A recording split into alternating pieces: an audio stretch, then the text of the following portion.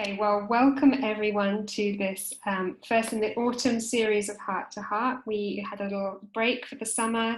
Hope that you all got some rest, and no doubt you are back in the thick of things in your respective school contexts. I'm Kyra Kellerwan of Women Ed Spain, and with my co-presenter Angeline Au of Women Ed Germany, we are very, very proud and pleased to welcome our special guest, Pauline O'Brien. Pauline is going to be running us through several in a series. It's a new series she's offered us for aspiring and existing leaders in education. And this first session is on communicating our professional identity and landing our next leadership role. So we're going to have a bit of Pauline's story and lots of practical tips as well from her considerable experience working in leadership selection and recruitment for international school services and other organizations. So with no further ado, I'm going to move forward to our next slide. So Angeline always does a much better job than I do of explaining how this series came about and also what its purpose is. So I'm going to hand over to Angeline, who can introduce the series. Oh, okay. I'll try my best. So Women Ed, a lot of you are familiar and belong to a group from Women Ed somewhere in your local community. And it really started as a grassroots organization. A few women on Twitter started chatting with each other with the hashtag Women Ed and talking about the challenges they were having in their schools and in education with being a women leader or being an aspiring leader. And so eventually these inspirational women got together and then formed what has now grown into an organization that has 30 different networks across the globe. And there are many events such as this one, the Heart to Heart series, and that is also coming up. And there are also not just live events. There's going to be a big unconference this weekend, but there were also face-to-face events before we had our COVID-19 situation, where a lot of women would get together in schools and they would talk about and bring clarity to a lot of issues with being a woman in leadership or being a female teacher, and then supporting each other so that we have the best talent that rises in schools in order to support our students. And so, so thank you. Tell us which Women Ed network you belong to and which one you're coming in. Share with us in the chat. And thank you very much for joining us.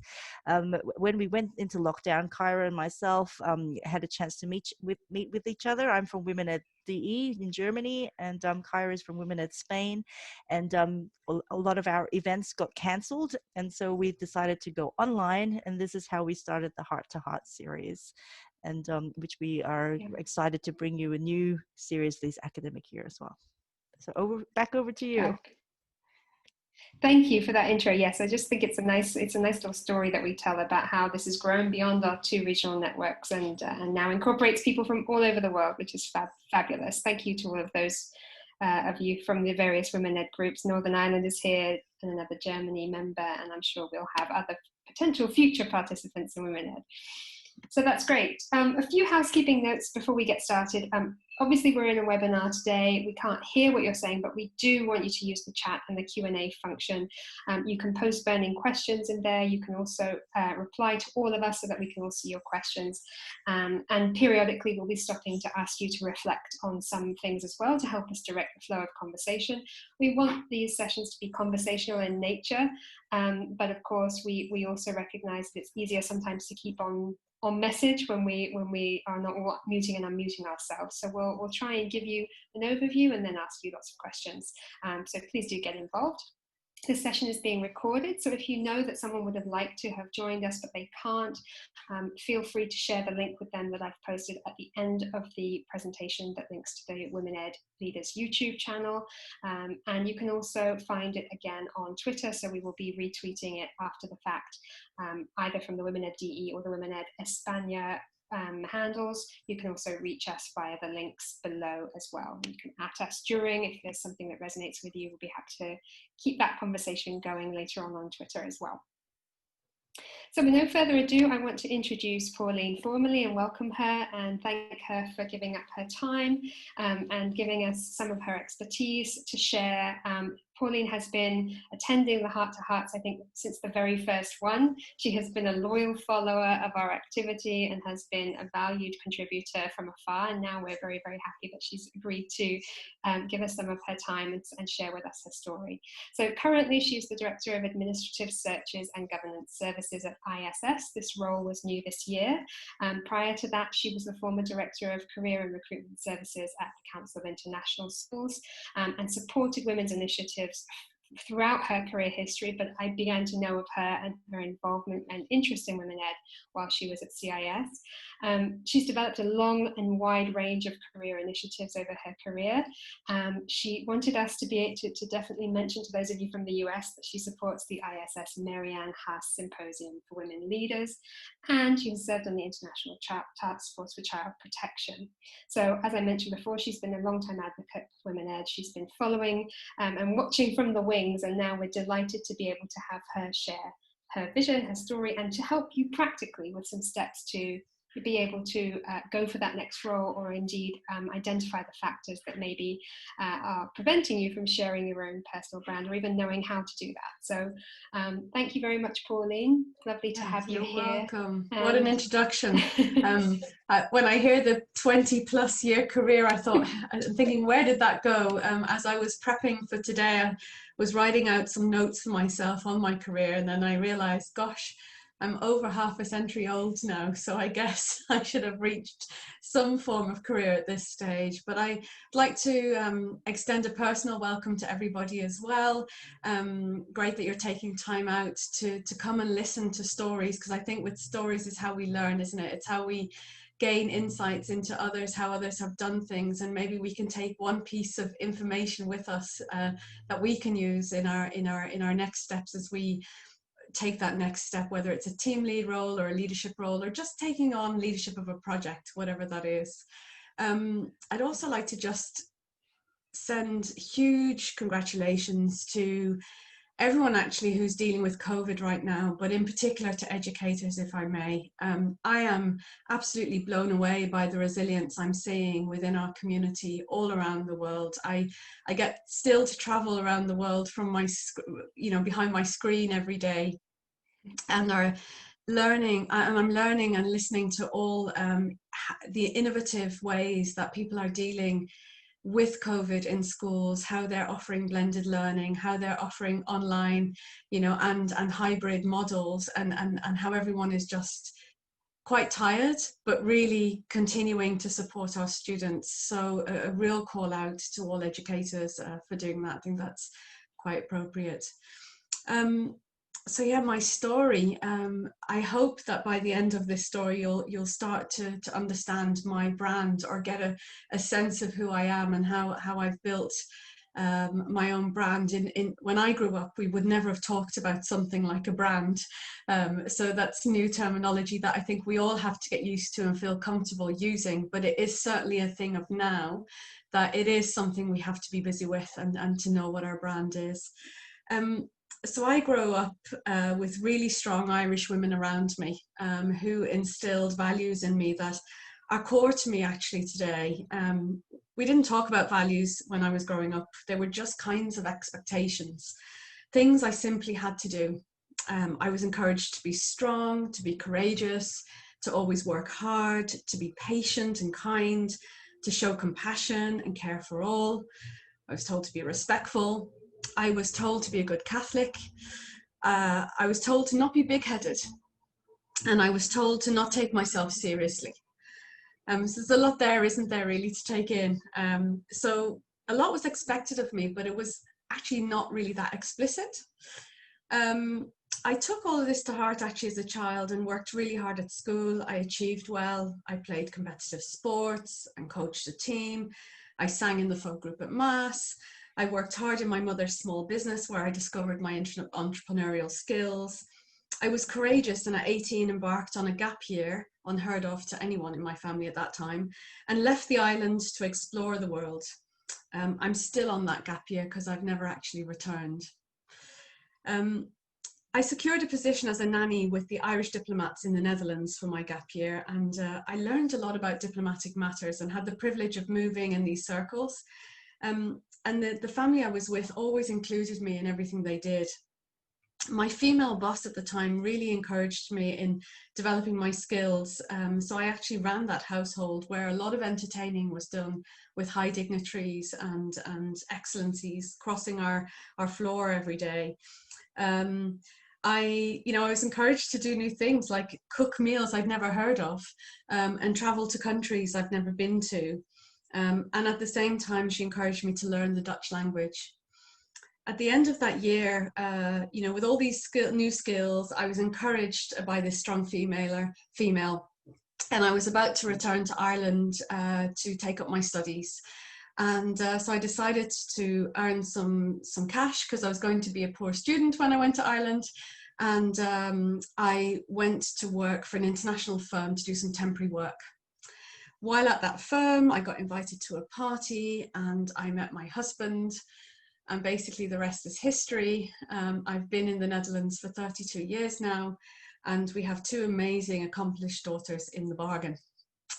So choosing to stay in the Netherlands, much to my parents' dismay, I will say initially, the conditions were that I still needed to do something in education and continue along that path. So I signed up for a study in business, marketing and management in the Dutch language, and then worked during the day.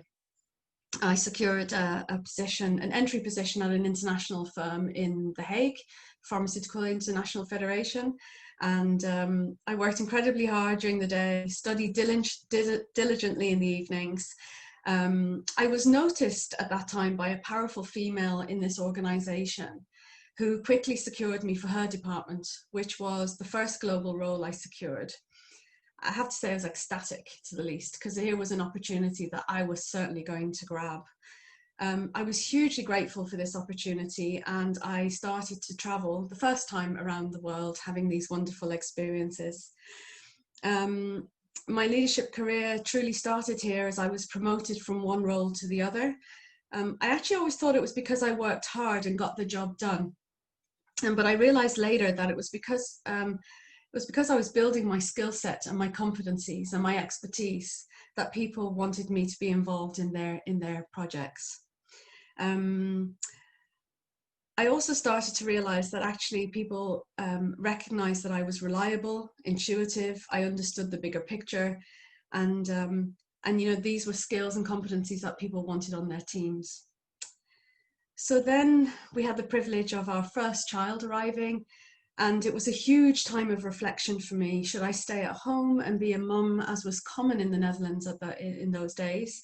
Or should I stay working like my mum had done, actually? It was a dilemma, and in the end I realized, for me, I felt it would be better that if I continued along my career path, that I would be a better and more happy mum, being able to share my career path with my daughter and setting an example for her. I didn't want to travel abroad so much at that time because I had a small baby, so I went to a recruitment agency in the Netherlands to ask them to find a position for me. Actually, they offered me a position just as I was interviewing, and they asked me to open a branch office of their recruitment agency here in the Netherlands. And so my next path in my corporate career began. For 13 years, I served this recruitment agency in the capacity of regional manager, regional director, and operations director, and ran a lot of training programs, recruitment programs, did a lot of business development, worked on strategy, worked on talent management, lots of different areas to really look at, the portfolio of a talented, skilled worker, no matter what industry they were in. 13 years there, the magic number. I decided that I really wanted my efforts and my skills to be put to better use and to have bigger impact in the world.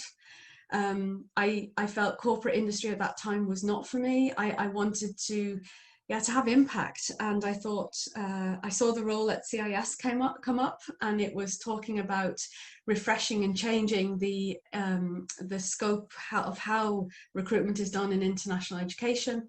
And I thought, well, that's actually me. I should go for that. Now, I must say that the qualifications that were advertised at the time, I did not meet. But the skill set, the competencies, and the job description, I ticked all the boxes. And so I went for it. I said, I've got nothing to lose, let me go for this. And as you know, I've enjoyed a wonderful 6 years at CIS. As some of you will know, earlier this year, sadly, CIS decided to discontinue its recruitment service. And so I was very lucky to have the fortune to join ISS and be able to continue work in this arena, be able to continue to guide those looking for leadership roles, whether it's aspiring to be heads of schools, principals, or, as I said, leading teachers or just leading projects.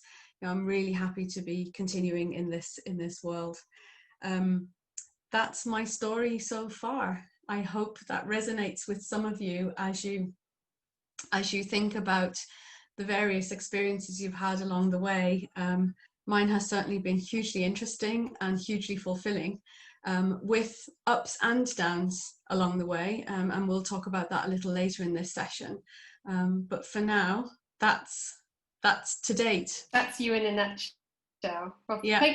Thank you very much for a very complete story. And I think we agreed when we were going through this, it would be really lovely to hear about your journey. And also, like you said, to talk about some of those moments that perhaps weren't as easy, and some of the things that came up as I was listening were definitely about aspects that we'll address, including, you know, when should you go for a job, even if you don't meet the criteria, etc.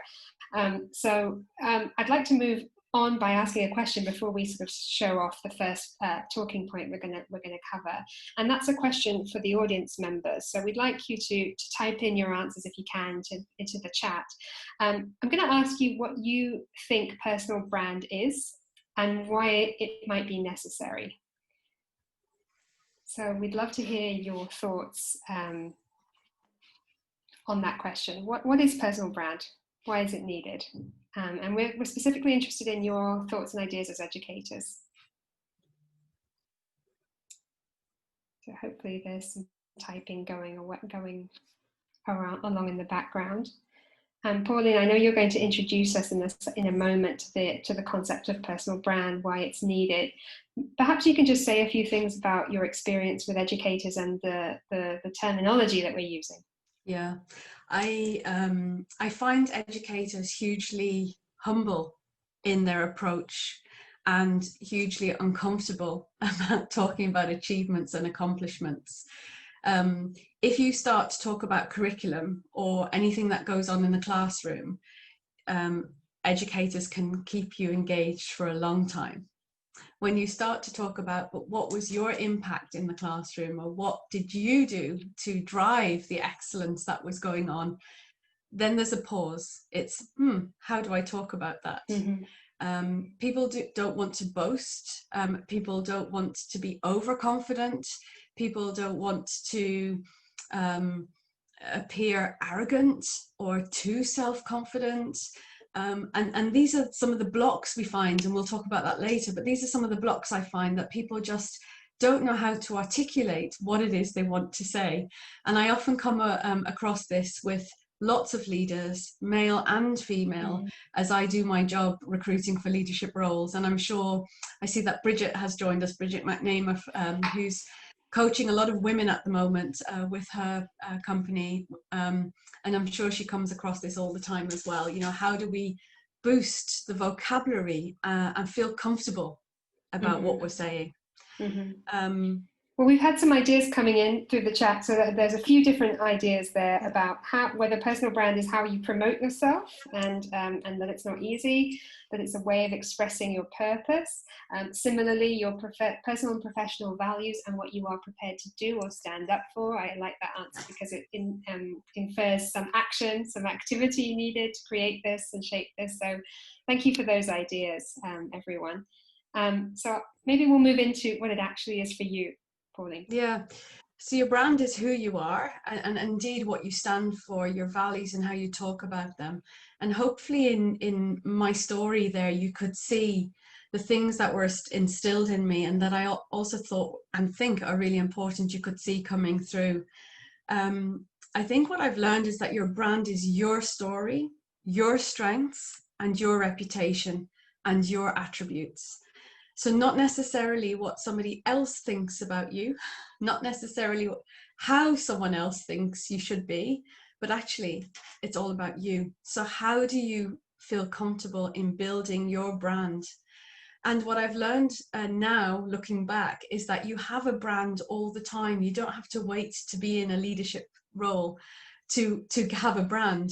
Whatever position you're in at this point has a brand, and it's whatever you're doing at that point.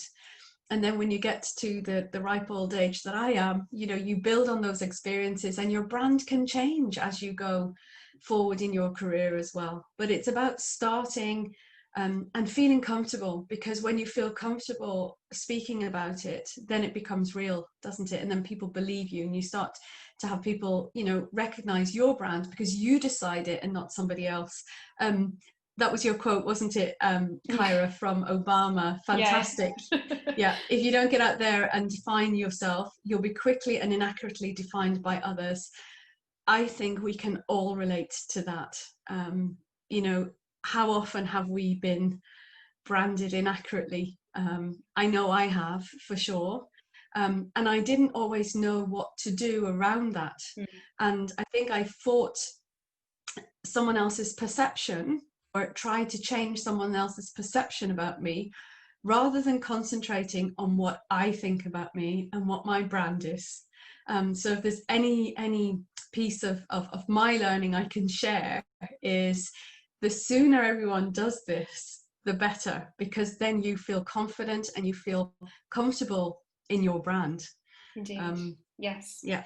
No, absolutely. And I think, you know, the reason that Michelle Obama came to mind, I mean, as so often with talks about being confident and being proud of who you are, I just think we were talking, weren't we, about feeling like you have to fit the job description, feeling like you have to be perfectly suited to a role, and trying to sort of mold yourself around a job, whether that's because you're applying for it in a time where you're, you know, really in need of a change, or you really need to earn more money, or you're desperate to join the school, or whatever it might be, but that you try and mold yourself into the shape that you think the job is. And actually we started looking at it from the other perspective, which is, well, you know, would any of the women that we respect as leaders do that? And the answer is no. They go in knowing that that's the job for them because of who they are. So that's what made me think of Michelle. She's always got quotes that cover almost any concept we're talking about. You raise such an important point, and I think that's where our mind shift has to be in determining our brand. You know, not making a company mold you, but you choosing the company or the school or the department that you want to work in, because you bring something to that role because of your brand, which encompasses all of this. It's not just your story. It is clearly, we're going from the premise that people have built a skill set, that they're good at whatever they're doing. You know, we are saying that as well, that you are confident and competent in what you do, and how you articulate that is the brand. Often people don't think about, you know, the impact they're having on their environment, on, you know, on student learning, let's say. Teachers expect themselves to have impact on student learning. It's their job to have good classroom management skills. It's their job to do everything that they're supposed to do within, you know, getting a student from A to B in a piece of curriculum, let's say. However, the way they do that, the experience the student has, the relationships that teacher builds with students, with families, with community, that's the personal brand, because it's, you know, a maker or a breaker. I think we can all remember those teachers who really had impact on us, and, you know, who really made that difference. If I look back, I wish there'd been more teachers, and that's also, you know, part of my my overall big picture is, if I can encourage teachers to do better at that, so that they get recognized for their brand, then that's something that I'm happy to contribute to. Yes, so you touched on a couple of points there that I think we can expand on, and one of them is about figuring out what motivates you, what gives you energy, and what drains it from you. And I know that you wanted to cover that, but I think let's go back to the point that Liz has just commented on, which is about the great misconception of having to meet the job spec 100%. And Liz has said here that she's never come across anyone who's been appointed with 100% of the job spec. It doesn't happen.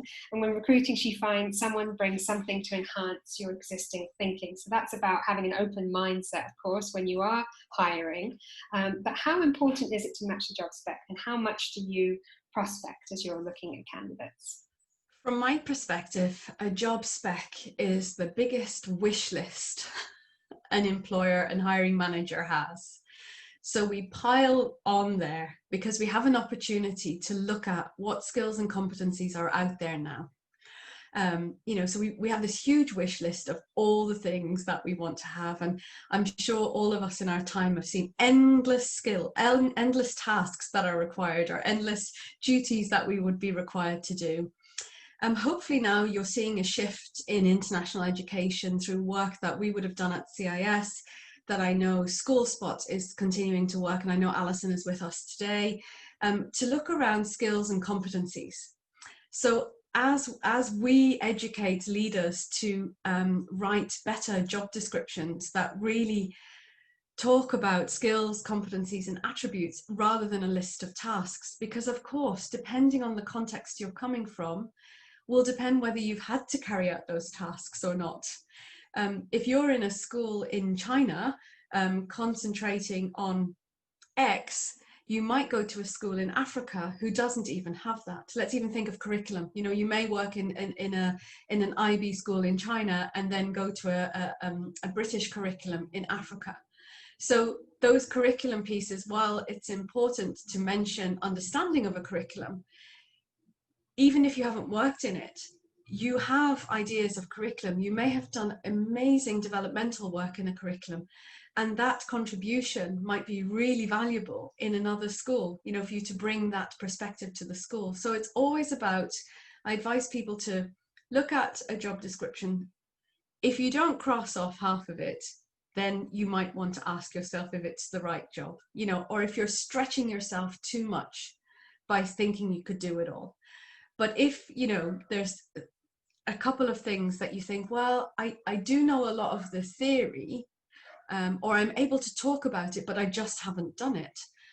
I'd say, okay, what would you bring to the table that could help? What transferable skills will you bring that you do have, rather than focusing on what you don't have? And Liz is totally right. A female trait is that if we don't cross off, at least 95% of those boxes, we are not going to go and apply for that job. Whereas men tend to, the stats are from the National Association of Independent Schools in the US, 50%, if men see 50% of the job description that they can do that, they apply for the role. They also went on to say that because of that, men don't stay as long in their roles as women, because women choose more cautiously and carefully. Mm-hmm.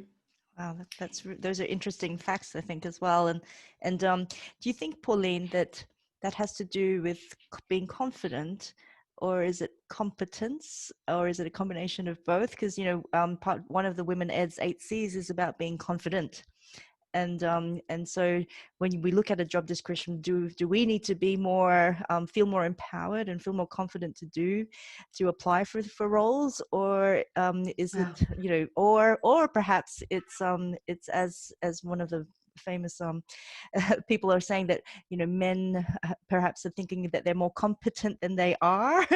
So is it actually our judgments and our perceptions of what that is? So what do you think that is, Pauline? My experience is that it's both. We do need to recognize our competence first. We need to acknowledge it with ourselves. What are our competencies? What are our skills? And acknowledge them and know them. And then we need to be confident in talking about them. And in general, yeah, I think I've been seeing some things go around on internet from the female lead that have been saying female leaders have been doing a better job leading their countries through COVID than male. And that's not a dig on male, it's just we think about things differently. We have broader perspectives sometimes, which is helpful a lot of the time. It can also be unhelpful. You know, we need both skill sets. We need both male and female perspectives in workplaces, from my perspective.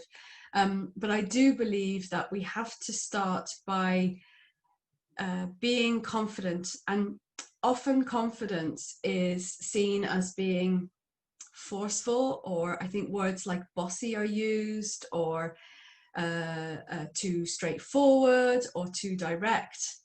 And often, even if we're using the same languages as our male counterparts use, we are seen in that way. I saw a study was done by Harvard University some years ago, and they had two actors play out a role. They were applying for a role, and the two actors had exactly the same text, exactly the same answers, and it was one male and one female. Maybe some of the participants have actually seen this.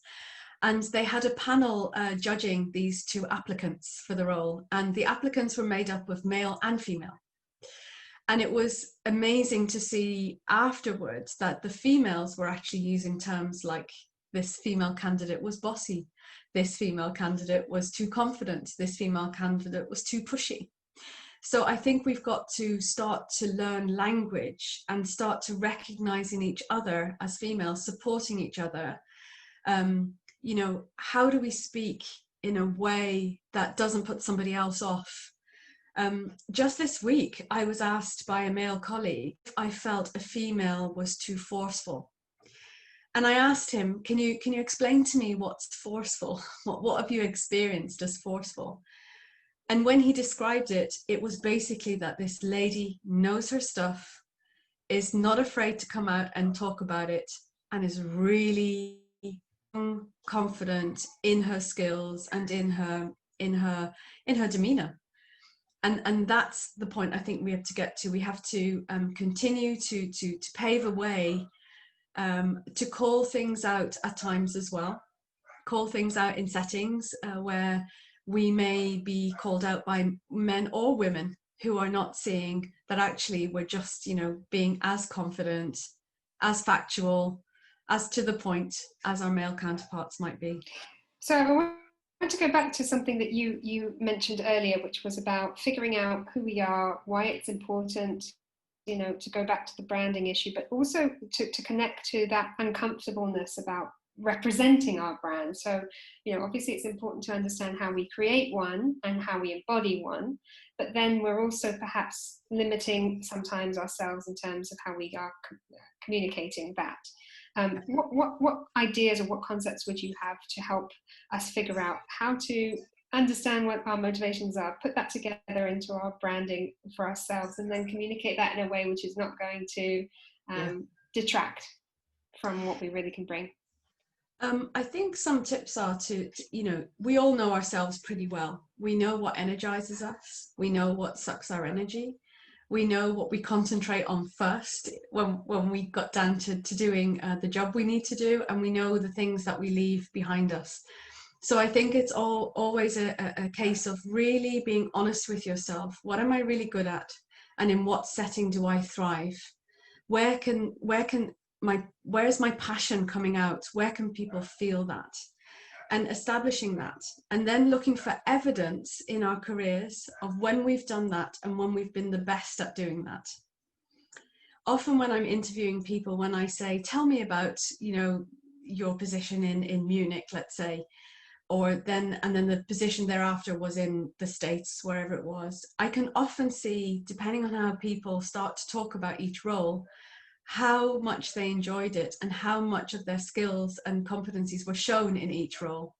So it's really looking at, okay, how, you know, what are the things I do really well, and because we need evidence to convince ourselves almost, don't we, that we did do it well. And once we have that evidence, looking for language that helps us describe ourselves, helps us describe our skills, helps us show the evidence we have to highlight our accomplishments, to highlight our achievements, and therefore to define our value. And you had some practical ideas about an evidence-based approach. So how to actually communicate for educators their impact in the classroom, because in your experience, you've seen and noticed that that can be difficult, or that there's a there's sort of guardedness, maybe, or a shyness even, about the impact that students have felt. How can we organize our CVs in a practical way? How can we organize our language to be able to use more evidence-based? I think first step is to look at skills. You know, at the top of every CV now, I'd like to see people's skills. Who are they? What do they stand for? And that doesn't have to be pros. They are just key skills that you are, you know, really convinced of for yourself and feel comfortable putting there. Secondly, I'd like to see not just a list of tasks on CVs, but a list of accomplishments as well. So if you are, you know, a grade 5 teacher, for instance, most people know what a grade 5 teacher are doing if you're hiring for a grade 5 teacher. And the leaders I've spoken to don't necessarily want to know what a grade 5 teacher does. They want to know how you do it and the impact you make in the classroom. So how do you turn that list of tasks into actions and results, if you were?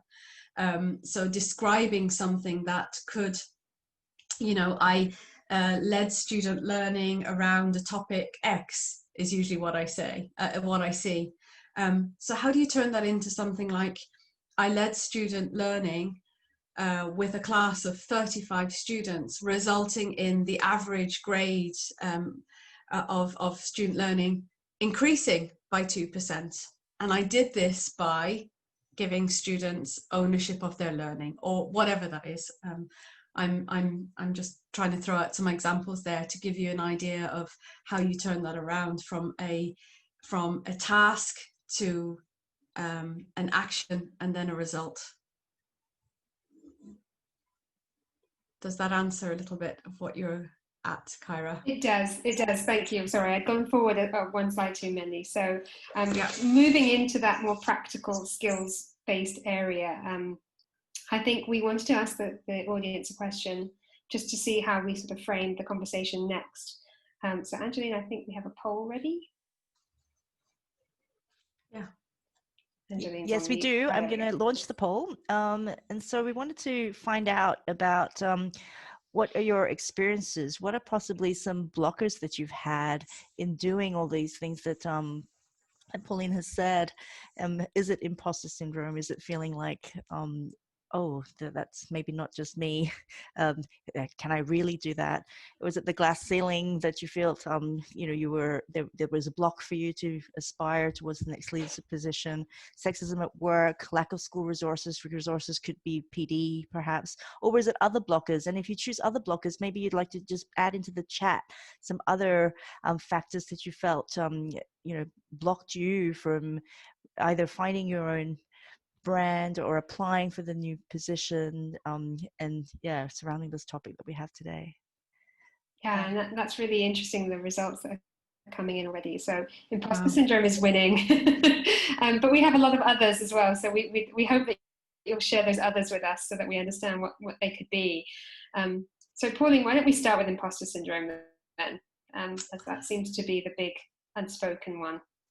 Yeah, I think I think it goes back to leadership roles or leading roles are typified to be male-dominated roles, and so it's hard for us to think that we can take the lead, because we expect to see male heads of schools, parents expect to see, or I don't want to generalize too much now, because of course it's different where you are, but it traditionally, I think, the leadership role was given to male, and weird. This is why this whole Women Ed is set up for us, right, to change that and to make steps in changing that. But the imposter syndrome, I think,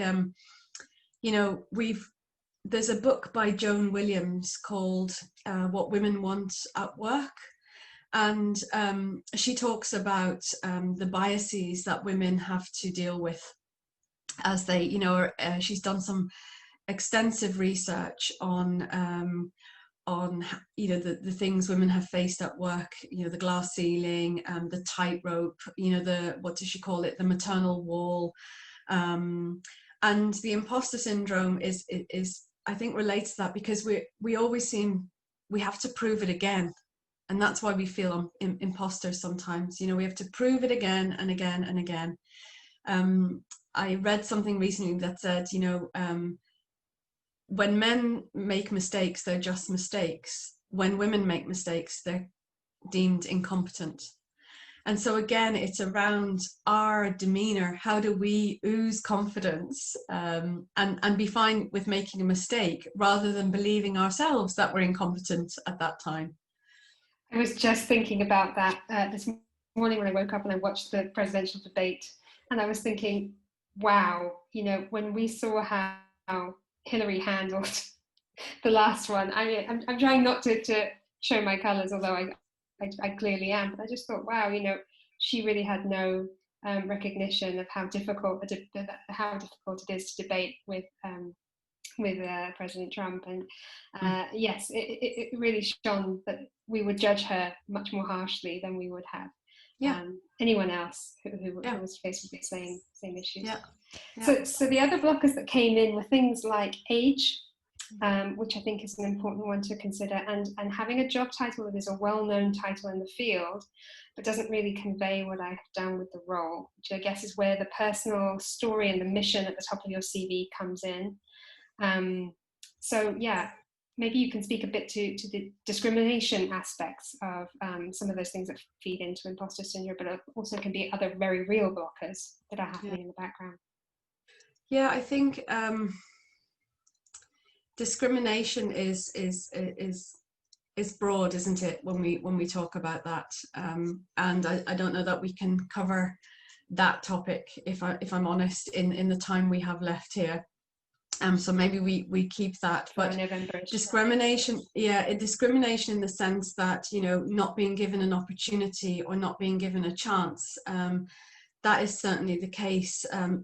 In international schools, we all know that it is a heavily networked organization, and people move around quite a bit and follow their leaders if they've done really well, and can get hired at future schools with leaders they've worked with, which is all great. But if that doesn't allow for new talent to come through and give new talent the opportunity, that's where we have to really look at our practices, I think. And I think for me, coming into the international school world all those years ago, I didn't know anyone, and I didn't know many of the schools. And so my viewpoint was very open. And so I really was just looking at experience and skills and competencies as I, try to fulfill these roles. And now I have to watch that myself, my own bias. Now I have to say, okay, watch out, because I do know many more people. I do know many more schools. And so I have to also watch that I'm not discriminating, and that I'm paying attention to my own practice in that. So I think it goes two ways. We've got to be careful. So once we've gotten into being able to talk about ourselves and our achievements, and gotten past the either inbuilt humility or the fear of being judged, or perhaps some of the external circumstances, in the professional identity piece that we're building, could you lead us down some of the things that you've seen that have really worked for you? I know you started out with the CV and with the highlights, the evidence-based messaging that you talked about earlier, but could you give us any of these tips that maybe have worked for you, or that had real impact on the hiring you've done? Absolutely. I think to be true to yourself is the first thing, and we've talked a little about that. I want to see people who are real and who are authentic, and who are not just going to tell me what I want to hear, but who are going to just be themselves and be able, to share their experience, share their story, share their values, and also talk honestly about the areas of development that they'd like to see happening in this next position for them. I think it's important. For me, I've been described at times, actually quite often, as being warm and authentic, and now I think that's a good thing. But there was a time in my career that I thought, but am I not professional? And do people not take me seriously? And am I not effective at what I do? So I think it's really looking at all of those things, looking at the softer skills we have, and also those hard skills, you know, that sometimes are talked about in job descriptions. So being able to think about describing both. And I think there's somebody said something about humility in the chat. We can still be humble by talking about what we're doing. I would hate to think I was not humble when going for another job, but that doesn't mean I'm not going to be able to talk about the things I can bring to a role, and the you know, the experiences I've had and the expertise I've gained. Yes, so you've given us a lovely list here. You've talked about developing documentation for your brand. So I wonder if you can explain what you mean by that. So again, thinking about, you know, your CV and your application letters or letters of interest that you want to start setting up. Your CV, I would say, you know, don't just list tasks, as we said. Look for evidence and look for outcomes that you can include in that. And then a lot of times people will say, oh, but then it's going to be too long and I'm going to go on forever. But the whole point is to get the highlights of what makes you different, what makes you different, what are your attributes and makes you stand out when you carry out that role. Letters of application are changing. You know, often we see people using the same application letter for many or multiple roles that they're applying for. To me, then I'm thinking you're not looking at the job description correctly, and you're not looking for the attributes that particular school is seeking. You always need to link your experience to what's being looked for. You always need to make sure that you've referred to that in your letter as well, that you can show evidence to something that they're looking for, that you've had experience in doing that. Examples and samples of work, as I've written, you know, that's really important. People say, oh, do I really need to show that? Well, yes, if you've done some fun projects as a wonderful kindergarten teacher and you've got, you know, children inspired, share it. And the same goes for, you know, if you've been helping solve the biggest maths and science challenges and your students have come up with some amazing project, or you know, there are examples of students being led at this time to be able to do TED Talks in schools. You know, there are teachers, really innovative and creative teachers who are helping that. If that's been part of your work, add that to your portfolio. And your feedback from your appraisals and assessments. This is something I don't see done a lot in schools. Each year, you know, most really good school leaders are setting out a pathway for teachers each year. You know, they agree what they're going to achieve, what they need to achieve for their students, and they're assessed on that throughout the year. That assessment at the end of the year is ideally your journey, and it is the next step you've taken in building your experience, building your competencies, and building skills, you know, and having results as a result of it. And so, you know, that's something to think about, using that as part of, you know, your portfolio as well. I would also seek feedback from colleagues and from leaders. I had the opportunity a couple of years ago to do this positive psychology course, and one of the assignments was to get self-reflected feedback from people in my circles. And I learned that some people found it really difficult to send that to, you know, 4 or 5 people. I actually sent it to 30 people because I really wanted to see, and I did it through all walks of my career. So right back when I was an au pair to my CIS days at the time. And that is actually what helped me build my brand, because the questions were asked, it was a positive psychology exercise, as I mentioned, and it was, people were asked, when did they see me at my best? They had to give 3 examples of seeing me at my best.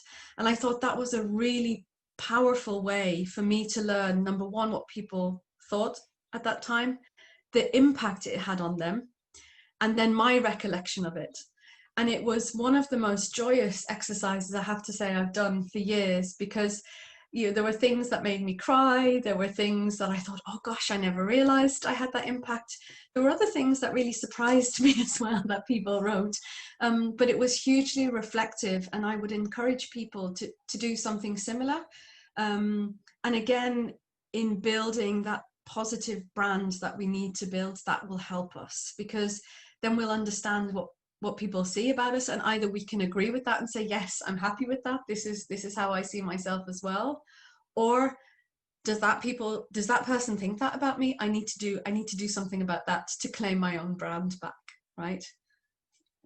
Yes, and I like the way that you've mentioned both very practical elements there of assessment, outcomes and metrics, and explained how to work with those in a way that will show tangible results that can be translated across school systems, but also to think on the soft skills and the things that we've done as humans. And I think one of the things that you said that really resonated with me when we were planning this session out was that leaders have had to be observing the shift in the way that teaching has been delivered in such a wholly unusual way this year, that it's easy to see who seamlessly integrated, who innovated, who was better with the technology, and then who really didn't, who was struggling to keep up. And I think you mentioned something about being honest with yourself in terms of identifying those pain points and those things that perhaps this year really caused you stress, or that caused you to feel out of your depth, because as we know, there were fantastic teachers who found it very difficult to integrate into an online classroom. So how do people sort of go about recognizing that and then doing something to address that is a very important thing that I think we can come back to maybe in the second session. Yeah, absolutely. So I'd like to ask for questions coming in, because I know we're a few minutes from the hour, and you've sort of started up what I think is a much bigger conversation there that we can take in different directions. But I'd love to hear from our audience members just to see what's resonated with you, what you would like to have more information about, and any other questions that come to mind as we're about to close the session, because that will help us in our planning. We'd like to have Pauline back at least a couple of times to give us some examples, some more practical examples, and to talk through some of the perhaps evidence-based CVs that she's seen, some examples that have really resonated with her. And we'd like to do that in November, so we'll announce that date in a moment. But if there are any questions that we can take now from the audience, then we're happy to receive those and answer them. Yes, so we have a comment there saying the more practical the better. This is great to hear. So obviously I think next time, perhaps what I'm feeling, and I think what might be useful, is that we see some tangible examples of educator CVs and educator cover letters that have been really, really effective. And I think we can all probably work to send some of those in. Exactly. Yeah, great. So we're planning another session at the end of November. So I think what I'll do there is just flash up our hashtags and our Twitter accounts for you to keep the conversation going, for you to at us, perhaps at Pauline, with some questions or comments or ideas, and that will help us drive the next agenda for the next session so that we can make sure we're covering everything that you need. We will take into account your feedback on the practicalities and the example CVs and covering letters. Thank you so much, Pauline, for sharing that wonderful opening to your career and your story, and also helping us understand some of the first steps we can make in order to start thinking about branding for ourselves. Yeah, you're very welcome. It's been an absolute pleasure, and it's close to my heart to want to support women in progressing in their careers, and probably because most of my all of my career has been with female leaders, and so I think I've been one of the lucky ones as well, and so anything I can do to support this initiative, I'm happy to do so. That's fantastic. I know we're all hoping we can invite you to one of our in-person events as soon as that's possible. I'm sure Women at Netherlands will be all over that. As I said at the beginning, if anyone would like to share this with a colleague, prepare them for the next session, get their appetites whetted, you can follow the Women Ed YouTube. I've shortened the link there because it's a crazy long link otherwise. And our second edition of this series on career exploration and finding your fit with a leadership role will be on November the 25th, which is another Wednesday, so in a couple of months' time. We hope that you come back and that you are ready to we'll share the resources with you so that you can put some practical steps into effect. Thank you very much to everyone who attended, and thank you. Yes. Thank you, Angelina. Thank you, Kyra, Yes, for thank you. organising this, and thanks everyone indeed for coming.